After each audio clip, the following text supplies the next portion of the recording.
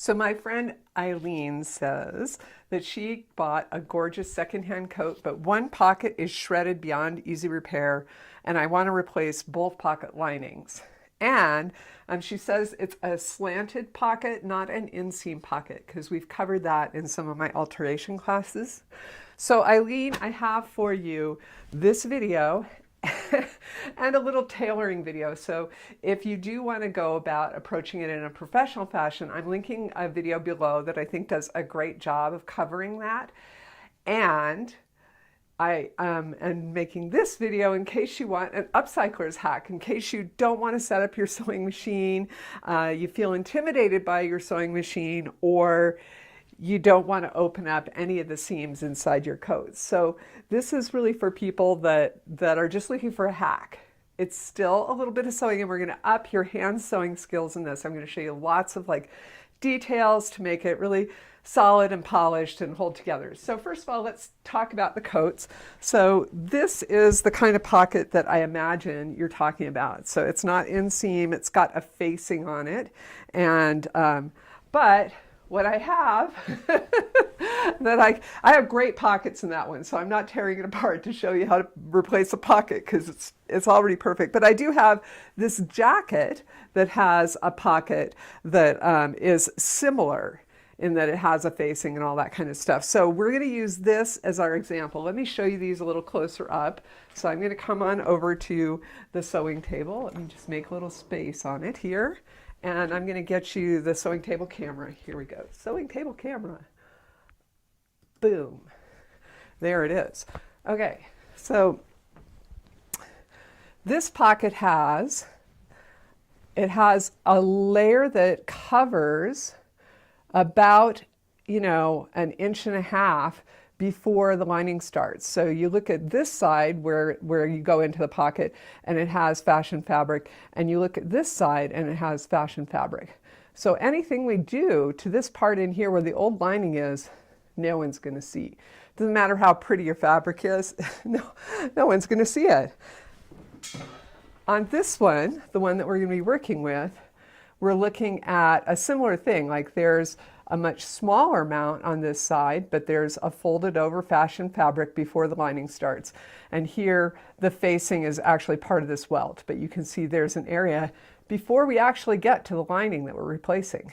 So what we want to do is preserve all of that commercial handwork, because that is really nicely done, and our ability to reach that same level of quality is probably, I don't know, I've been sewing a long time, and I would still keep all this fine work if I could, rather than taking it all the way down to the core and replacing it.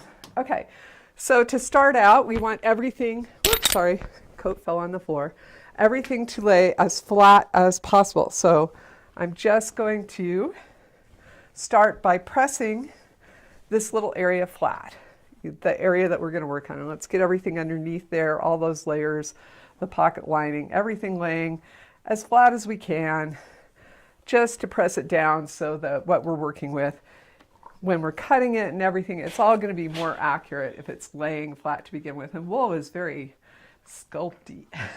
You can just kind of steam it into place, all right? And we're also going to take this lining. I'm using blue. It doesn't match. It's going to be easy for you to see, okay? So everything that you do, you might want to choose something that matches a little bit more to make it more subtle and less obvious. And the fabric that we're going to be using here, I'm going to press that flat too, okay? So this is our new replacement lining fabric. That's what I'm pressing here. All right, and there's one other side. I'm just going to hit this second pocket. Just going to hit the second pocket because I'm actually, to shorten up time in this little demo, I'm going to be using both pockets. All right. There we go. Our pockets are now ready to be worked on. Let's set this aside, but not too far aside. You never know when you're going to need the ironing board. Okay. So the first thing we're going to do is not take out a side seam. Oh, and so I showed you, did I show you this? No, I didn't. So with my coat, I probably would, especially because the bottom hem is open and I have full access to my pockets on the inside. If I was replacing them, I would totally do this coat on the sewing machine. Whereas this jacket is a much better candidate for this hand sewing hack, because if you look at the bottom, this whole hem is all sewn down in place already. So we would have to open up a seam somewhere. And you absolutely could do that like I've done on this other side here. So you could open that hem up, and I will talk about how to put it back together later in the video. Okay, so the first thing we're going to do with our freshly pressed little pocket is we're going to turn it inside out. And we don't have to be super accurate with these bottom corners at this point. What we want is this part to lay pretty flat. Okay, so I'm just going to hold it really flat, and I kind of rehearsed this before I did it, so there's already a little mark here to show me where I'm going to cut this off. And I'm just going to hack out the inside of the pocket. We're going to set this aside. This is now my pocket pattern for the replacement piece. This I'm now going to press flat again because it's right side out now. Okay. And you have the option when you're replacing this pocket section of making it bigger or longer. Bear in mind how big the area that's contained in your coat is. But the part that you want to be really accurate on matching up is right where these two different seam lines are, because that's what's going to need to fit exactly back into your coat. So I'm going to I've decided I want to make this pocket a little longer so that my whole cell phone can go in it, right? So I'm going to just cut in exactly the same place up to here, but at the top, I'm going to leave an extra inch. This is kind of at an angle here, this pocket is. My cutting wasn't so perfect. It really doesn't matter too much what the inside of this pocket looks like, because it's all going to be hidden on the inside. But I want it, close enough to the same angle that it'll lay flat when it's in there. So there we go. And this extra inch at the top is going to be so that we can fold this part back under, and all the raw edges will end up in the inside. You don't have to visualize that yet because I'm going to show you everything here. Okay, I took advantage of the fact that there was a folding line down here. So this area I'm not actually going to have to sew. But what you're going to do now is you're going to hand stitch from here all the way down to here, across the bottom, and all the way back up to the top. Let me grab a close-up camera and we can look at that in more detail. Okay.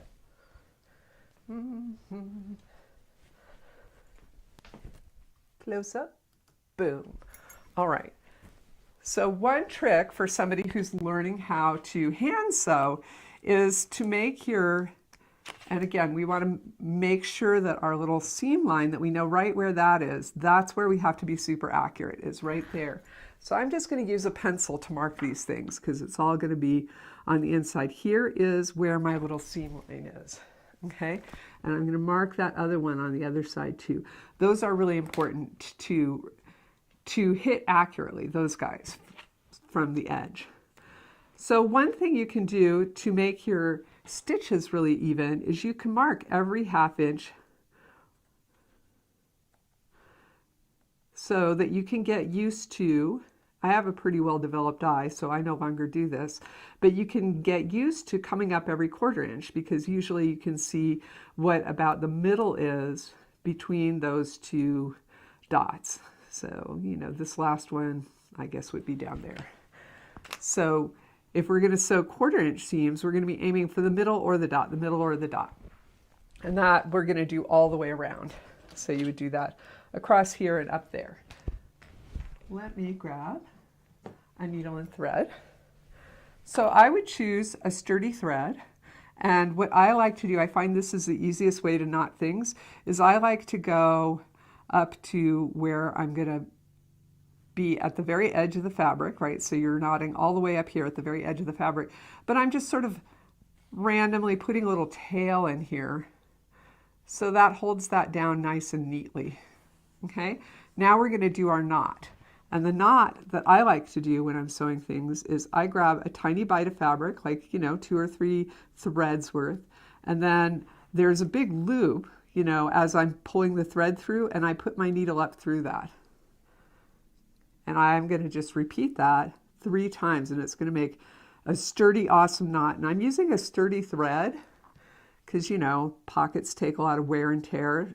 If you don't have a sturdy thread, you can double up or triple up your threads like I've done here in a sample I'll show you in a minute. I've got actually like a couple threads doubled up or tripled up. In terms of choosing your sewing machine needle, I would use the smallest one that your thread can easily fit through, because the smaller the needle it is, the easier it's going to go through the fabric. Okay, so we're looking for a 1/4 inch stitch. That's halfway between where I am and the next hole, and I come right back up at that hole, right? And you don't want to pull too hard on your stitch. So 1/4 inch is going to go down here and come back up here. And it's hard to see my little pencil markings because I have the thread over it at this point, but we're just going to go forward from here and it'll start to appear really soon. So this is a 1/4 inch, and there is halfway between there and there is another 1/4 inch. And I can kind of see where the needle in the back is poking the fabric up. So that's how I can tell from the other side that I'm coming up in the right place. Like I'm sort of poking it up. Oh, I can see that's about halfway in between. And it doesn't have to be perfect. We just want it to be a little bit tidy so that you get in the habit of having, nice, tidy hand stitching. And you can start to get a sense of what a 1/4 inch stitch is. And this is a very generous stitch, is a 1/4 inch. On my projects, a lot of times I go a little bit more like an 1/8 inch because I have more patience for it and I have more practiced hand. But the bigger stitches are easier to make look right. And sometimes, threads get caught and you untangle them. I'm not going to take the time to show you going all the way around, but you do go all the way around. And when you come to the other end, you put a knot in the same way. You go here, I'm going to just snip this off so I can show you the final knot. Okay, so you've sewn all the way down here, you've sewn all the way across here, you've sewn all the way up here, all the way past where your seam has to be perfect, all the way up to the edge, and your thread's all contained down here, and you're going to make that final little knot. And you're going to grab, oops, just a few, my little loop got a little tangled there, just a few threads, and then you're going through that loop. And again, you're going to grab a few threads, and you're going through the loop. And that is how you do your final knot. You can also hide your tail after the final knot. So by hide the tail, I mean that this end that would just be hanging out, if you just go back over your stitches like we did at the beginning, that just makes your tail contained in the stitching. So it's just a graceful way to get it to all lay flat and be kind of invisible after you're done with your knot. Does that make sense? I don't know. Okay, so miraculously, we have the whole pocket made.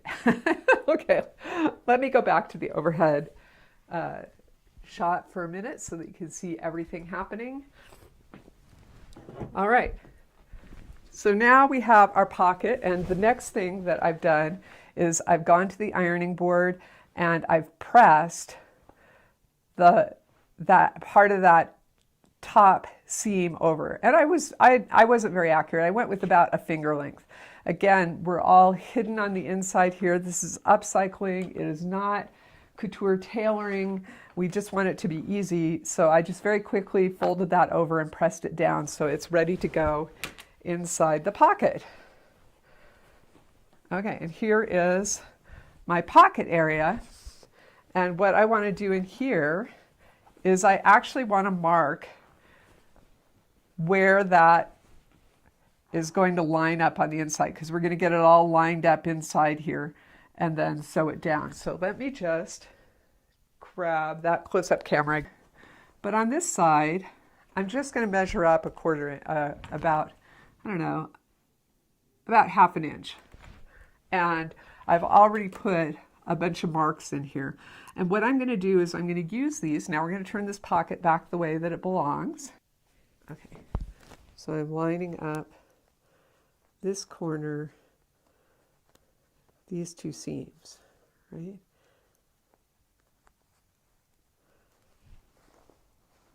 And then I'm going to go to the other side.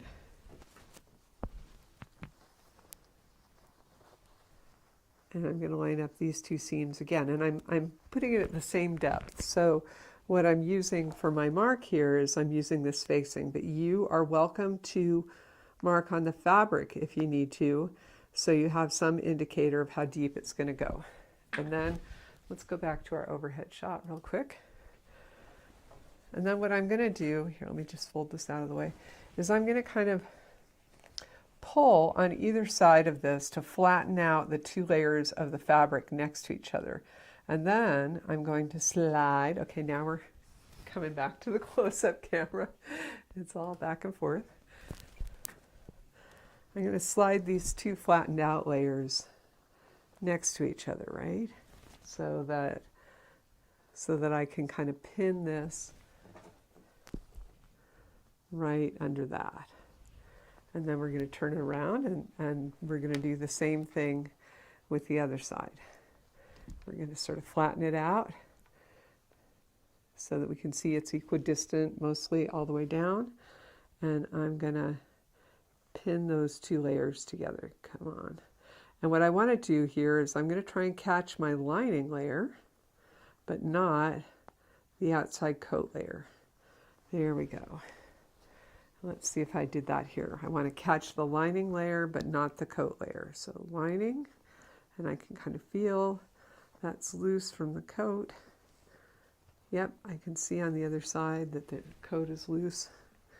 So there, because what we can do then is we can turn this right side out, and it's just going to be easier to see it and sew it now that we have it pretty much lined up. So in a minute here you'll see. So now you can see, and I can tell now that I'm looking at it from the outside that this isn't quite as flat across as I was hoping. So I'm just going to release it and we're going to repin it. It really looks like I'm coming at this from two different depths. So that's a 1/4 inch below there. Oh yeah, this is slid off that pin. That's what's going on here. So I'm going to repin this little corner here so that those seams are matching up, because I just didn't get through all the layers. And now we're sort of smoothing this out just by tugging on the two different layers, and we're going to pin it in the middle. And again, I'm going to go all the way through this layer. I'm going to pick up that lining layer and then pin through to the other side. And we're going to want to do the same thing up here. Just make sure that we've got just this new pocket layer, the lining layer, not the coat layer, the lining layer, and that they are holding each other in place. So now, well, that looks a little, see how wonky that looks? We're just going to redo it. That's how we roll here, is if it doesn't look good, you just go ahead and grab it and redo it so that it lays nice and flat. Now it's laying a lot more flat. I feel a lot better about that. We're going to sew all this down with tunnel stitch. I'm going to take a moment to show you how we're going to stitch the inside of this here, where you can see a lot better, and then I will start stitching the inside so you can see how it goes. But we're going to be using, we used before with something called a running stitch, and in this case we're going to be using a ladder stitch, sometimes called an invisible stitch. And I have pre-marked my fabric with my 1/2 inch marks so that I can kind of see those, and I've gotten some white threads so that you can see this easily.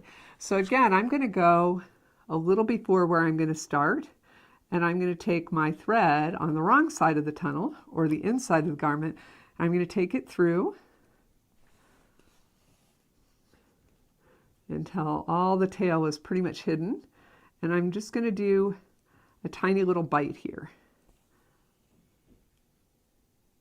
Okay, and I'm going to do that 3 times in practically the same place. If you can get through the same hole, yay. This thread is really thick, and I'm doing this on denim, so I'm not I'm not going through exactly the same hole. Okay, so now what you're going to do is you're going to go directly across, and I like to pull my thread perpendicular to see where that directly across is, and I'm going to go under one layer of fabric for half of the length of my stitch. So actually I marked a starting stitch, so let me just get to my starting stitch. My starting stitch I can see is right there, so I'm just going to travel underneath this fabric to where that starting stitch is. Okay, so this first starting stitch was a little short, and here I'm seeing my mark kind of on the inside of my fabric where I put it. There's my mark, and I'm going to go halfway between that and my next mark, and I'm going to come on out, and I'm going to go directly across, and I'm going to go underneath here to my next mark is a little easier to see right there, and all of the stitching is going on the other side of the fabric. So now I'm going to go in at this mark, and I can see my next mark is there. I'm going to go halfway to it, right? It's good to keep your threads from getting tangled. Okay, and this is, if you pulled it apart, it kind of looks like a ladder. So let me pull it apart for a second. It's called a ladder stitch because sometimes you see the YouTube videos where they're all like, the invisible stitch, you sew it up like this, and it's like the rungs of a ladder. So if you're going directly across, it becomes very invisible when you pull it tight. Okay, so again, I would go directly across, and I can see where my next stitch comes up. And that is the stitch that you're going to be using on the inside of the pocket. Let me just grab our thread from earlier. Where'd that go?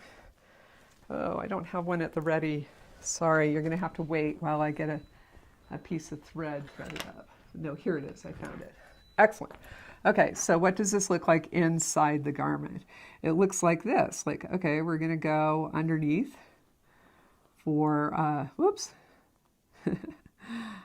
Underneath for a little bit and make sure that tail doesn't come all the way through. I'm leaving it right there. Okay, and then we grab a tiny little bit, we go through the loop, and we do this 3 times. I'm going to take the pin out now that we're sort of started on this area and that my hand's holding it in place. Okay, I've lost my loop, so I'm finding it here instead. And 3rd time's the charm.